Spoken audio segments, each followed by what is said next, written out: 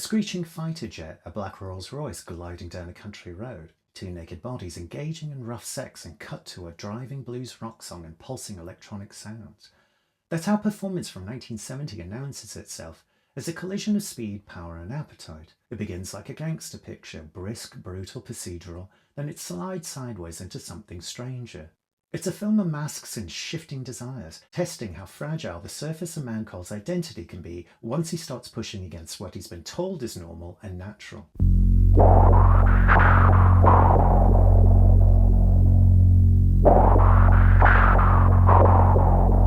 In this offshoot strand of Take 55 called Flipside, I look at films that arrived early but were understood late.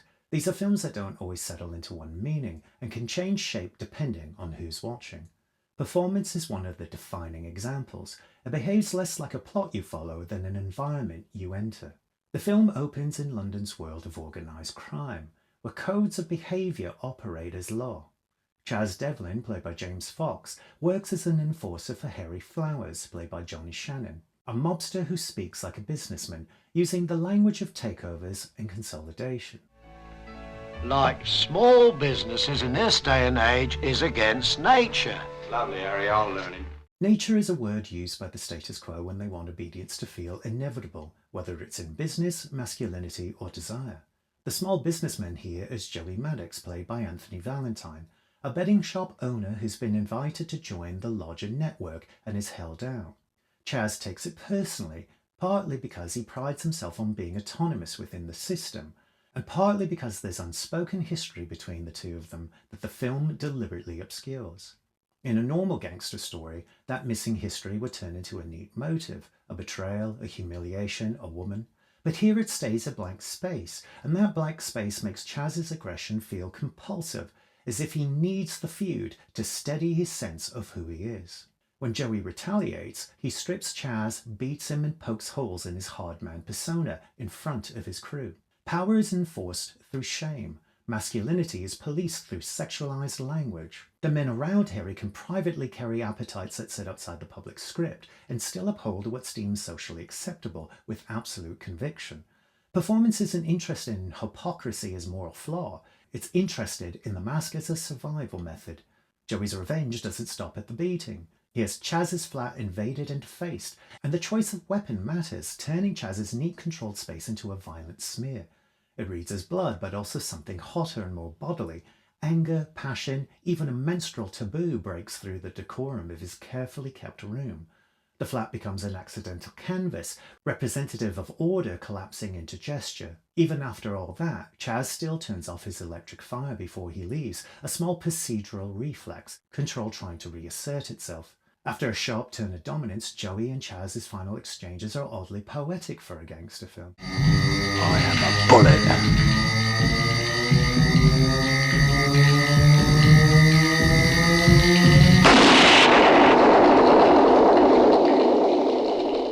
You're dead, Joey. You can stay. Yesterday? Till tomorrow. It sounds like a curse and a rule at the same time.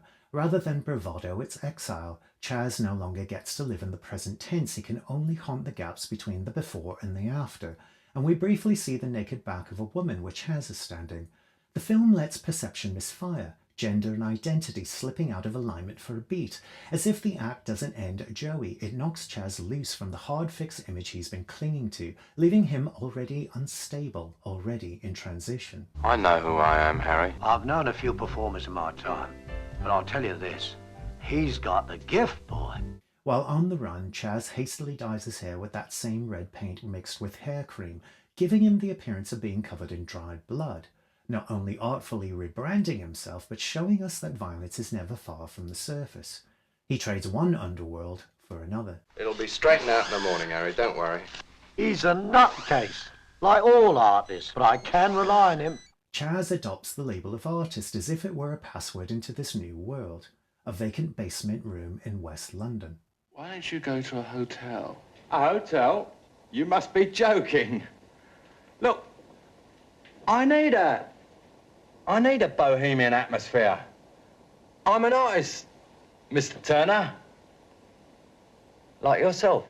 The house is owned by Turner, played by Mick Jagger, and now a nerd rock star living in hedonistic seclusion with Ferber, played by Anita Pallenberg, and the androgynous Lucy, played by Michelle Breton.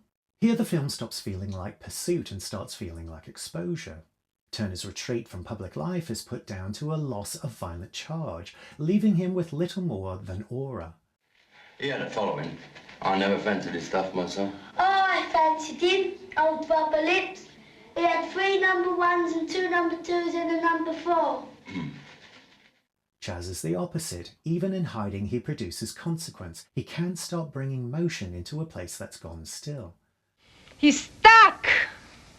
Stuck! Why? Why? Because he's lost his demon, that's why. Yeah? Yeah, he thought he had it under control, juggling all those balls, millions of them. So he thought, maybe it's time for a change, he thought. And then immediately as he watched, the image faded.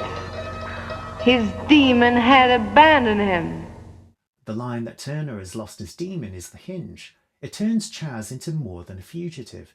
He becomes the thing that reintroduces momentum, risk and appetite into the room. It also sharpens what performance is trying to do with desire. It's another version of the same question the film asks about business models and loyalty. What counts as natural and who gets to decide? Both worlds run on codes. Both demand performance. Both punish the person who stops being legible. Chaz tries to stay hard, he tries to stay himself, but the film keeps showing that the self is not an immovable core, it's a performance under pressure. I like a bit of a cobalt. I don't send him solicitors' letters. I apply a bit of pressure. And a little pressure always changes the performance.